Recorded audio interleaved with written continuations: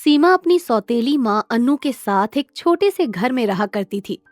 सौतेली माँ अन्नू की खुद की एक बेटी थी जिसका नाम मनीषा था।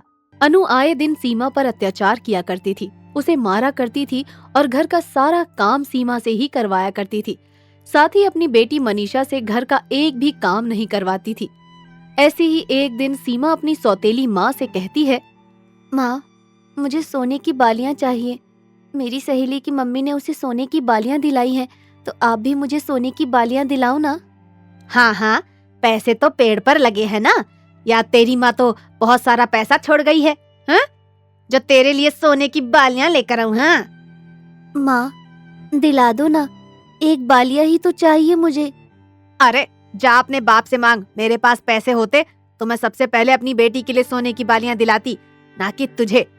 तू कोई मेरी सगी बेटी थोड़ी है जो मैं तेरे लिए सोने की बालियां दिलाऊं। मेरा दिमाग खराब थोड़ी है अभी। सीमा रोते रोते अपने पापा के पास जाती है और अपने पापा से कहती है, पापा, मुझे सोने की बालियां चाहिए। मेरी जो सहेली है उसकी मम्मी ने उसे सोने की बालियां दिलाई हैं, तो मुझे भी सोने की बालियां दिलाओ ना। अरे सोने की बाली, अभी तो तू बहुत छोटी है सीमा, क्या करेगी ये सब पहनकर?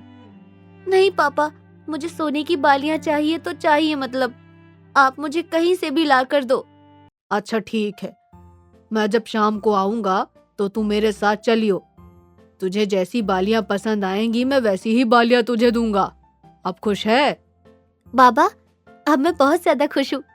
आप बहुत अच्छे हो, आप मेरी सारी इच्छा पूरी करते हो। ऐसे ही शाम को सीमा अपने पापा के साथ एक सुनार की दुकान पर जाती है। सीमा एक जोड़ी कान की बालियों को पसंद कर लेती है। सीमा के पापा उन बालियों को उसे दिला देते हैं। सीमा बहुत ही ज्यादा खुश हो जाती है। अपने पापा के साथ जब वो घर आती है, घर पर आकर वो अपनी माँ को वो बालियां दिखाती है। ये देखो, पापा ने मुझे सोने की बालियां दिलाई है माँ। सोने की बाली? अगर दिलाना ही था तो अपनी दोनों बेटियों को दिला देते, तुझे ही क्यों दिलाई उन्होंने? हाँ, अगर मनीषा ने देख लिया कि तेरे पास सोने की बालियां हैं तो वो भी रोने लगेगी। अब मैं उसे कहाँ से लाऊंगी सोने की बालियां? तू तो बड़ी है और समझदार है, वो तो छोटी है ना, तो उसे कैसे समझाऊं मैं? तू एक काम कर, मुझे अपनी बालियां दे दे। अगर मनीषा रोएगी तो मैं उसे दे दूंगी। लेकिन मनीषा ने तो अभी बालियां देखी भी नहीं है माँ, वो तो रोई भी नहीं। अरे तू क्या चाहती है कि मेरी बेटी रोए? तेरी वजह से वो भी है? देख, ये सब बोलकर मेरा दिमाग खराब मत कर, चुपचाप ये बालियां मुझे दे दे, वरना तेरे कान गरम कर दूंगी और गरम गरम चिमटे से लगा दूंगी। सीमा डरकर कान की बालियां निकाल कर अपनी माँ को दे देती है। अनु बालियों को अपने पास ही रख लेती है। सीमा रोते रोते फिर से अपने पापा के पास जाती है और अपने पापा से कहती है, मुझे दूसरी बालियां दिला दो। वो जो बालियां थी वो मनीषा ने ले ली मुझसे, दूसरी वाली चाहिए। सीमा, अभी मेरे पास इतने पैसे नहीं है कि मैं तुम्हें फिर से सोने की बालियां ला कर दूं। अब जब मेरे पास पैसे आएंगे तो मैं तुम्हें फिर से एक नई बाली दिला दूंगा। तब तक के लिए तुम थोड़ा इंतजार करो। अगर मेरी माँ जिंदा होती तो वो मुझे कभी मना नहीं करती, वो मुझे कहीं से भी सोने की बाली ला कर देती। आप मुझसे प्यार नहीं करते पापा, और ना ही मम्मी प्यार करती है। अरे ऐसी बात नहीं है बच्चे, मेरे पास जब पैसे थे तब मैंने तुम्हें सोने की बालियां दिला दी। अब मेरे पास इतने पैसे नहीं है कि मैं तुम्हें फिर से सोने की बालियां दिलाऊं, और हम इतने अमीर भी नहीं हैं कि हम जब मर्जी तब खर्च कर सके। हमें सोच समझ कर चलना पड़ता है, और जब मेरे पास पैसे होंगे तो मैं तुम्हें बिना कहे सोने की बालियां ला कर दूंगा। रहने दो पापा, मुझे नहीं चाहिए सोने की बालियां। सीमा रोते रोते अपने घर से निकल जाती है और वो एक जंगल की तरफ जाती है। उस जंगल में काफी पेड़ पौधे और नदियां होती हैं। ये सब देखकर सीमा एक पेड़ के पास जाकर बैठ जाती है और रोते रोते कहती है, कोई मुझे प्यार नहीं करता, सब मनीषा से प्यार करते हैं। हे भगवान, मुझे कोई प्यार क्यों नहीं करता? तभी एक पेड़ सीमा से कहता है, क्या हुआ सीमा बेटा, तुम रो क्यों रही हो? तुम पेड़ होकर भी बोल सकते हो? हाँ, क्योंकि मैं एक जादुई पेड़ हूँ और मैं बोल सकता हूँ, तुम्हें भी सुन सकता हूँ। कौन से जादुई पेड़ हो तुम? मैं जादुई सोने के गहने का पेड़ हूँ। मेरे पेड़ पर बहुत सारे गहने हैं और मैं चाहूँ तो तुम्हें दे सकता हूँ। क्या क्या कह रहे हो?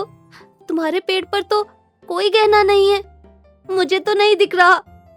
मेरे पेड़ पर जो गहने हैं वो तुम्हें तभी दिखेंगे जब मैं खुद तुम्हें वो गहना देना चाहूंगा, वरना कोई भी इस गहने को नहीं देख सकता। ऐसा भी है क्या? लेकिन मुझे गहने नहीं चाहिए, मुझे तो सिर्फ सोने की बालियां चाहिए। तुम कितनी मासूम बच्ची हो। वैसे तुम चिंता मत करो, मैं तुम्हें बालियों के साथ साथ और भी बहुत सारे गहने दूंगा, और तुम्हें भविष्य में जब भी जरूरत हो तो तुम मेरे पास आना, मैं तुम्हें वो सब दूंगा जो तुम चाहती हो। क्या सच में ऐसा है? हाँ सच में, लेकिन तुम्हें मुझसे एक वादा करना होगा। वादा? कैसा वादा? वादा ये करोगी कि मैं तुम्हें बहुत सारे सोने के गहने दूंगा और तुम ये बात कभी किसी को नहीं बताओगी, चाहे वो तुम्हारी सौतेली माँ हो या फिर तुम्हारे पापा, तुम ये सब किसी को नहीं बताओगी। मैं वादा करती हूँ कि मैं तुम्हारे और मेरे बीच की बात किसी को नहीं बताऊंगी, फिर वो चाहे मेरी माँ हो या मेरे पापा। ठीक है। वो जादुई पेड़ सीमा को अपनी जादुई शक्ति से कुछ सोने की बालियां और कुछ गहने दे देता है। ये सब लेने के बाद सीमा अपने घर आ रही होती है। सीमा के कानों में सोने की बालियां देखकर उसकी माँ अजीब सा मुंह बनाकर उससे कहती है, अरे ये सोने की बालियां कहाँ से लेकर आई है तू? ये सोने की बालियां मैं कहीं से भी लेकर आई हूँ, आपको इससे क्या लेना देना? आपने थोड़ी ना दिलाई है मुझे। अब तू मुझसे जुबान भी लड़ाएगी? हाँ? नहीं माँ, मैं आपसे जुबान नहीं लड़ा रही, बस मैं आपको कभी नहीं बताऊंगी कि मैं ये बालियां कहाँ से लेकर आई हूँ, और आपको इससे क्या लेना देना कि ये बालियां मुझे किसने दिलाई। अनु को सीमा की ये बात सुनकर बहुत गुस्सा आता है और वो एक डंडे से सीमा की पिटाई करना शुरू कर देती है। तभी वहाँ पर अचानक से सीमा के पापा आ जाते हैं और वो अनु को खींचकर एक तमाचा लगाते हैं और उसे हमेशा हमेशा के लिए घर से बाहर निकाल देते हैं, जिसके बाद सीमा अपने पापा के साथ हंसी खुशी रहने लगती है। ये कहानी है अवधपुर के गांव में एक अर्जुन नाम के आदमी की। अर्जुन बहुत ही दयालु किस्म का व्यक्ति था। अर्जुन को पेड़ पौधों से बहुत ही ज्यादा प्यार था। वो पेड़ पौधों की बहुत देखभाल किया करता था। अर्जुन के घर के पास एक बागीचा था। उस बागीचे में सिर्फ 3 ही पेड़ थे। उन तीनों पेड़ों की देख रेख अर्जुन ही किया करता था। असल में बागीचे और बागीचे के पेड़ किसी और के थे। उसके बावजूद भी अर्जुन उन तीनों पेड़ों की देखभाल और बागीचे की देखभाल खुद से किया करता था।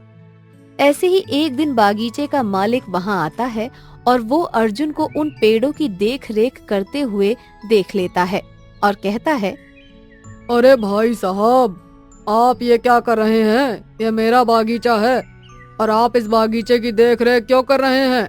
आपने किसी से पूछा है? माफ करना भाई साहब, लेकिन मुझे पेड़ पौधों की देखरेख करना बहुत अच्छा लगता है और ये पेड़ पौधे बहुत ज्यादा बेजान हो रहे थे, इसीलिए मैं इन्हें समय से पानी वगैरह दे रहा था ताकि ये स्वस्थ रहें। और जरूरी नहीं है कि ये पेड़ पौधे या फिर ये बागीचा मेरा होता तो ही मैं इनकी देखरेख करता। अगर ये आपका बागीचा भी है तो कोई बात नहीं, ये आपका ही रहेगा। ठीक है, जितनी देखरेख करनी थी आपने कर ली। अब मैं इन तीनों पेड़ों को कटवाना चाहता हूँ। इस बागीचे में एक आलीशान बंगला बनवाना चाहता हूँ। अरे भाई साहब, आप ये क्या कह रहे हैं? आप इस बागीचे को नष्ट करना चाहते हैं? साथ ही इस बागीचे में जो 3 पेड़ हैं उन्हें भी आप काटना चाहते हैं? जरा आप एक बार इस बागीचे की तरफ ध्यान से देखिए। इसकी खूबसूरती को देखकर आपका दिल नहीं करेगा कि आप इसे नष्ट करें। तुम होते कौन हो मुझे ये चीजें समझाने वाले? ये मेरा बागीचा है और मैं इसे चाहे काटूं या फिर कुछ भी करूं, ये मेरी मर्जी है। तो मुझे मत सिखाओ, समझे? अरे भाई साहब, चाहे आपको बुरा लगे या कुछ भी, मगर मैं इस बागीचे को नष्ट करने नहीं दूंगा आपको। अब आपको जो बन पड़े वो आप कर लीजिए। तेरी दिक्कत क्या है? ये मेरे पेड़ है, मेरा बागीचा है, मैं इन्हें कुछ भी करूं। तू होता कौन है बीच में बोलने वाला? मैं जो भी हूँ, लेकिन आपको ये सब करने नहीं दूंगा। ये 3 पेड़ नष्ट करने के लिए नहीं बने हैं, इन्हें भी सांस लेने का हक है। उस बागीचे के मालिक को गुस्सा आ जाता है और अगले दिन उस बागीचे का मालिक अपने कुछ आदमियों को लेकर पेड़ काटने के लिए आता है। तभी वहाँ पर अर्जुन आ जाता है और अर्जुन गुस्से से उन लोगों से कहता है, ये सब क्या है? आप लोग क्यों पर्यावरण को नष्ट करना चाह रहे हैं? तो फिर आ गया बागीचे में, हाँ? आऊंगा मैं बीच में। तुम्हें कितनी बार बोला है कि मेरे होते हुए मैं आपको ये सब करने नहीं दूंगा। रुक, तू ऐसे नहीं मानेगा। मालिक को गुस्सा आ जाता है और वो अपने आदमियों से अर्जुन पर हमला करवा देता है। अर्जुन में अचानक से बहुत सारी शक्तियां आ जाती हैं और वो वहाँ खड़े सभी लोगों को मार मार कर खूब मजा चखाता है। किसी को पेड़ पे उल्टा लटका देता है तो किसी को गोल गोल घुमा देता है। ये सब देखकर मालिक डर जाता है और वो अपने आदमियों के साथ वहाँ से भाग जाता है। अर्जुन को खुद में हुए ये परिवर्तन बड़े ही अजीब लगते हैं। उसको समझ नहीं आता कि ये सब कैसे हो रहा है। इतनी शक्तियां उसके पास कहाँ से आई। तभी उन 3 पेड़ों में से एक पेड़ अर्जुन से कहता है, अर्जुन, तुम घबराओ मत।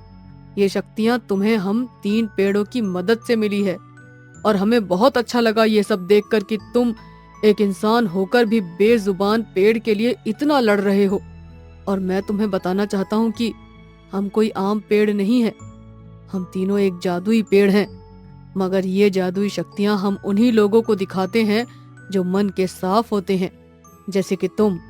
अर्जुन, आज तुम्हारी वजह से ही हम सही सलामत हैं और हम तीनों पेड़ अपनी जादुई शक्ति से तुम्हें कुछ देना चाहते हैं। इतना बोलकर वो तीनों पेड़ अपनी पेड़ की पत्तियों से बहुत सारे गहनों की बरसात शुरू कर देते हैं। अर्जुन ये सब देखकर हैरान हो जाता है। तभी अर्जुन उन पेड़ों से कहता है, आपका बहुत बहुत शुक्रिया। मैंने जो किया वो मेरा फर्ज था और आगे भी मैं अपने फर्ज को ध्यान में रखूंगा और लोगों को बताऊंगा कि पर्यावरण को नष्ट नहीं करना चाहिए।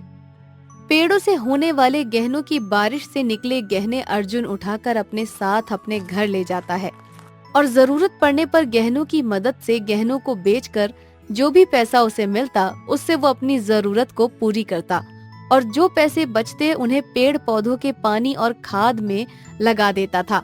और इस तरह अर्जुन अपने जीवन में आगे बढ़ता है।